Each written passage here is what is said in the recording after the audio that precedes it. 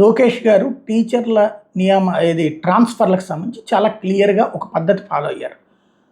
ఇంటర్నెట్‌లో పెట్టడం, అంతా దాంట్లో సీనియారిటీ లిస్టులు పెట్టడం ఇదంతా. తర్వాత చివర్లో వాళ్ళు వ్యతిరేకించడం వలన దాన్ని సరిచేసి మళ్ళీ ఏదో డైరెక్ట్ కౌన్సెలింగ్‌లంటే కోరుకున్న చోటకి వేయించుకున్నారు. ప్రభుత్వ ఉద్యోగులు తాము కోరుకున్న చోటకి పోస్టింగ్‌లు వేయించుకోవడానికి అవసరమైతే డబ్బు అంటే ఫస్టు పలుకుబడి పెట్టుకుంటారు తమ యూనియన్ నాయకుల ద్వారా. అది వర్కౌట్ కావట్లేదంటే రాజకీయ నాయకుల యొక్క పలుకుబడిని వాడతారు. అది కాదనుకున్నప్పుడు అప్పుడు న్యాయస్థానాలను ఆశ్రయిస్తారు. ఫైనల్గా తాము కోరుకున్నది దక్కించుకునే ప్రయత్నమే చేస్తారు.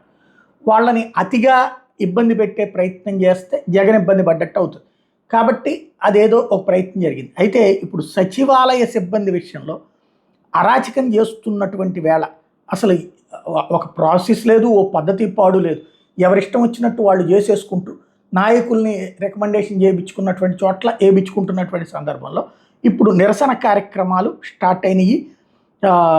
అనైతిక అక్రమ బదిలీని వెంటనే రద్దు చేయాలంటూ కావలి మున్సిపల్ కమిషనర్ చేస్తున్న అవినీతిని ప్రశ్నించినందుకు అక్రమ బదిలీ చేశారంటూ అవినీతి తిమింగలం మీద ఏసీబీ విచారణ జరిపించాలి, చర్యలు తీసుకోవాలని కోరుతూ నెల్లూరు నగరపాలక సంస్థ కార్యాలయం ఆవరణలో సచివాలయ కార్యదర్శి భాస్కర్ ఆమరణ నిరాహారదీక్ష కూర్చున్నాడు.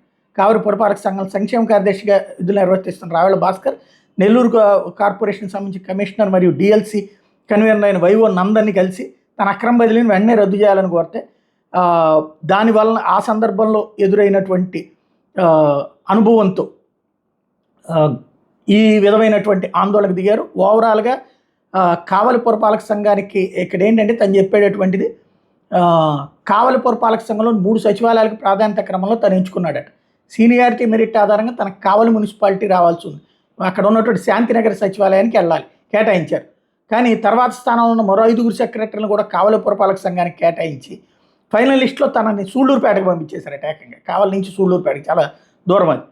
మరో 5 ఎక్కి కావలికి కేటాయించారు. ఇదంతా కూడా మెరిట్ ఆధారం, సీనియారిటీ ఆధారం కాకుండా ఇట్లా దుర్మార్గం చేస్తారంటూ ఆందోళనకు దిగాడు. ఇట్లాంటి చాలామందికి చెయ్యాలని ఉంది, కానీ చేస్తే మళ్ళీ ఉద్యోగాలు పోతాయేమో అన్నటువంటి ఫీలింగ్తో ఆగుతున్నారు.